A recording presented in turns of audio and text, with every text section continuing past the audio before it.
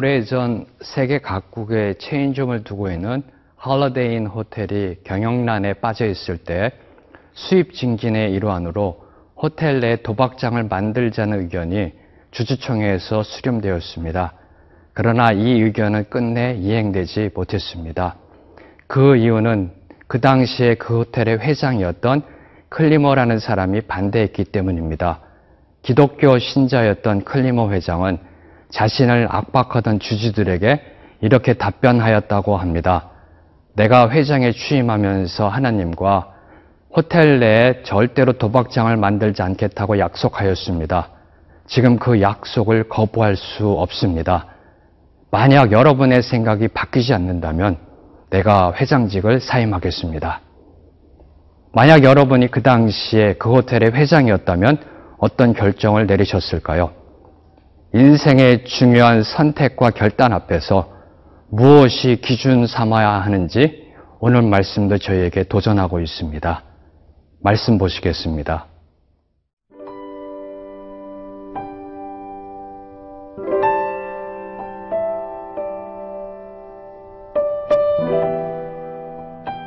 열왕기상 13장 11절에서 24절 말씀입니다.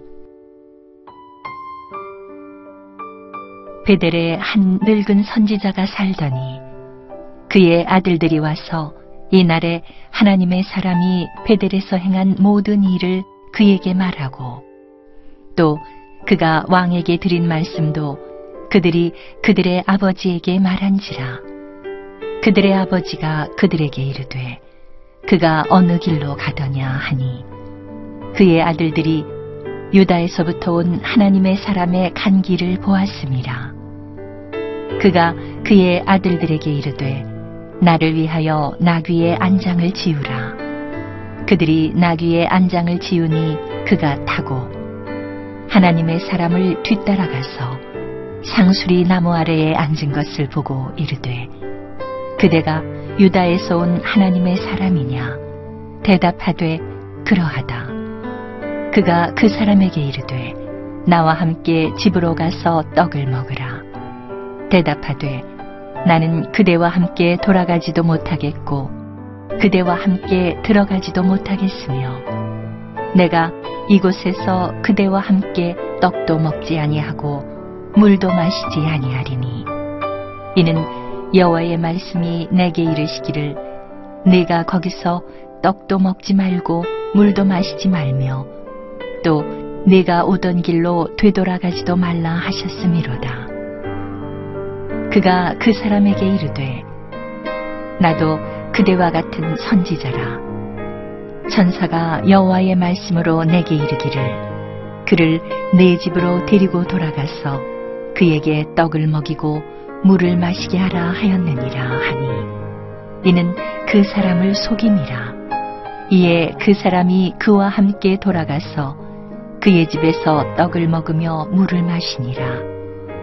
그들이 상 앞에 앉아 있을 때에 여호와의 말씀이 그 사람을 데려온 선지자에게 임하니 그가 유다에서부터 온 하나님의 사람을 향하여 외쳐 이르되 여호와의 말씀에 네가 여호와의 말씀을 어기며 네 하나님 여호와께서 네게 내리신 명령을 지키지 아니하고 돌아와서 여호와가 너더러 떡도 먹지 말고 물도 마시지 말라 하신 곳에서 떡을 먹고 물을 마셨으니 네 시체가 네 조상들의 묘실에 들어가지 못하리라 하셨느니라 하니라. 그리고 자기가 데리고 온 선지자가 떡을 먹고 물을 마신 후에 그를 위하여 나귀의 안장을 지우니라. 이에 그 사람이 가더니 사자가 길에서 그를 만나 물어 죽이매 그의 시체가 길에 버림받으니 나귀는 그 곁에 서 있고 사자도 그 시체 곁에 서 있더라. 남유다에서 온 하나님의 사람이 예언한 것과 행한 모든 것을 들은 베델의 한 늙은 선지자는 그 하나님의 사람을 뒤따라가 그를 만나 자신의 집으로 초청합니다. 이 초청에 대해 하나님의 사람은 여호와 하나님이 자신에게 명령한 모든 것을 전해주면서 단호히 거절합니다. 그러나 베델의 늙은 선지자는 계속해서 그 하나님의 사람을 설득하였습니다. 오늘 말씀 18절의 말씀을 보면 그가 그 사람에게 이르되 나도 그대와 같은 선지자라 천사가 여호와의 말씀으로 내게 이르기를 그를 내 집에 데리고 돌아가서 그에게 떡을 먹이고 물을 마시게 하라 하였느니라 하니 이는 그 사람을 속임이라. 하나님이 지시한 대로 여로보암이 함께하자는 초청도 거부하고 왔던 길이 아닌 다른 길로 돌아가던 그 하나님의 사람은 결국 베델의 그 늙은 선지자의 거짓말에 속아 오던 길을 돌이켜 베델로 다시 돌아가 음식을 먹음으로 하나님의 명령을 거스르고 말았습니다. 그럼 이 사건, 약 3000년 전에 일어났던 사건이 오늘날 저와 여러분에게 주고 있는 그 메시지, 영적 교훈은 무엇일까요? 바로 그것은 하나님의 사명에 대한 순종은 그 사명이 온전히 이루어질 때까지 방심하지 말고 유지되어져야 한다는 사실입니다. 여로보암과 베델 제단을 향하여 하나님의 심판을 선포하고 그 심판에 대한 징조가 자기가 말한 대로 이루어진 것을 본 하나님의 사람은 어쩌면 이제 내 사명은 다 했다라고 생각했는지도 모릅니다. 여로보암이 함께하자는 요청을 거부하고 그 즉시 귀향길에 올랐던 그 하나님의 사람은 이제 내 사명은 성공했다라고 생각했는지도 모릅니다. 그러나 그에게는 아직 다하지 못한 사명이 있었습니다. 지체 없이 남유다로 돌아가는 것이었습니다. 즉시 심판의 땅, 우상의 땅 베델을 떠났었어야만 했습니다. 신앙의 위기는 그가 가던 길을 멈추고 상수리 나무 아래 쉬고 있을 때 찾아왔습니다. 잠시 방심하고 있을 때 자신의 눈앞에 다가온 속임수와 유혹을 보지 못하고 넘어지고 만 것입니다. 오늘도 사탄은 우는 사자와 같이 삼킬 자를 찾고 있습니다. 그 사탄이 찾고 있는 우선순위 대상이 바로 세상이나 교회에서 무엇을 이루었다라는 그 성공적 도취감에 빠져있는 방심하는 사람임을 기억하시길 바랍니다. 두 번째로 저희가 주목하는 것은 하나님의 사람이 결정적으로 속아 넘어가게 된 계기가 그 베델의 늙은 선지자가 자기도 하나님의 사람이라고 신분을 밝히는 데 있었음을 알 수 있습니다. 자기와 같은 일을 하고 있는 그 사람을 만나 친숙한 동료의식을 느끼고 거기에다 천사라는 단어 그리고 여호와의 말씀이라는 거룩한 용어까지 들은 그 하나님의 사람은 마음의 경계를 완전히 내려놓게 된 것이었습니다. 이러한 사실을 통해 저희가 깨닫게 되는 것은 저희들을 넘어뜨리려고 하는 유혹과 시험은 저희들이 가장 익숙한 것, 가장 가까운 곳으로부터 찾아온다라는 사실입니다. 여러분과 함께 일을 하고 있는 잘 알고 있는 사람으로부터 여러분이 사랑하는 가족, 믿음의 식구들로부터 영적 시험이 찾아올 수 있습니다. 심지어는 사탄이 예수님을 시험하였듯이 여러분에게 하나님의 말씀을 인용하면서 다가갈 수 있습니다. 사랑하는 성도 여러분, 하나님의 부르심을 받은 사역자나 임직자라 할지라도 마귀의 시험 대상에서 제외되지 않습니다.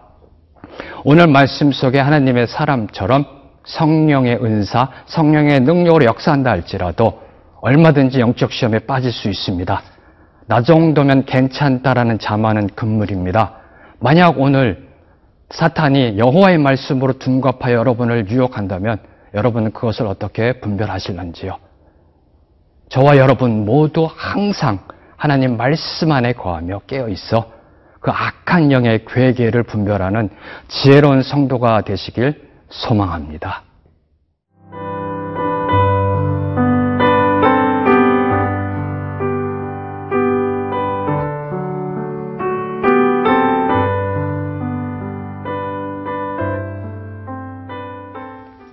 하나님의 명령을 수행하기 위해 남유다에서 베델까지 먼 길을 달려온 하나님의 사람에게 있어서 휴식할 수 있는 집과 허기진 배를 채울 수 있는 음식은 분명 거절하기 힘든 유혹이었을 것입니다. 그런데 이보다도 더 그가 결정적으로 놓치고 있는 부분은 지금 그가 머물고 있는 그곳이 바로 자기 입으로 심판과 재앙을 선포한 땅이라는 사실입니다.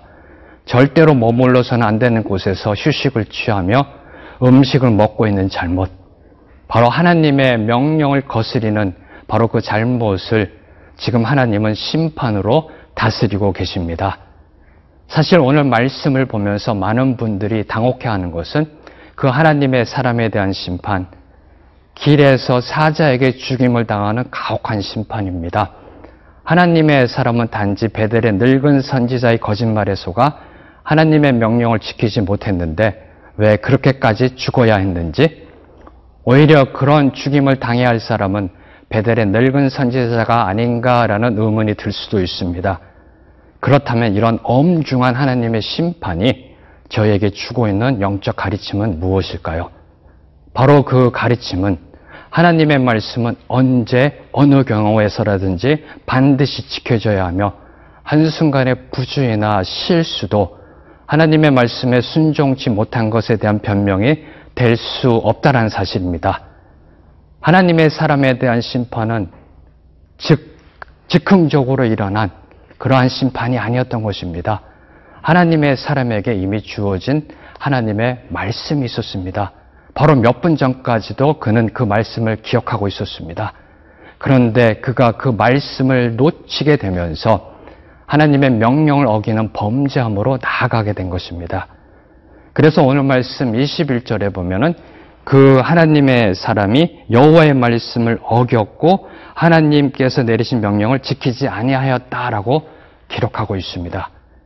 이것은 한마디로 하나님께 불순종했다, 불충했다라는 평가입니다. 사실 오늘 말씀 그리고 어제까지 말씀을 저희가 고려해서 보면은 그 하나님의 사람은 하나님께서 말씀하신 대로 성실히 수행하여 왔습니다. 남유다 사람으로 생명의 위협을 무릅쓰고 북이스라엘의 베델 제단 앞으로 나아가 하나님의 심판을 담대히 전하였습니다. 그리고 종교인으로 성공할 수 있기에 북이 영화를 누릴 수 있는 여로보암 왕의 초청도 거부하였습니다. 사실 이 정도면 훌륭한 사역자라 칭찬받아 마땅하지 않은지요? 동서고금을 막론하고 이러한 모습은 존경받아 마땅한 모습이 아닐런지요?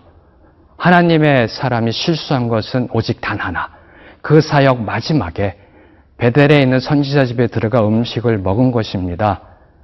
그가 앞서서 수행했던 그 사역에 비해서, 비중 있고 중요한 그 사역에 비해서 아무것도 아닌 것처럼 보이는 그 사소한 것을 이행하지 못하였다고 해서 불순종했다, 불충했다라는 평가는 좀 과한, 너무 엄격한 잣대라고 생각되시는지요? 오늘 저와 여러분이 반드시 기억해야 할 것은 하나님은 저희에게 부분적인 순종이나 불완전한 순종이 아닌 완전한 순종을 요구하고 계십니다.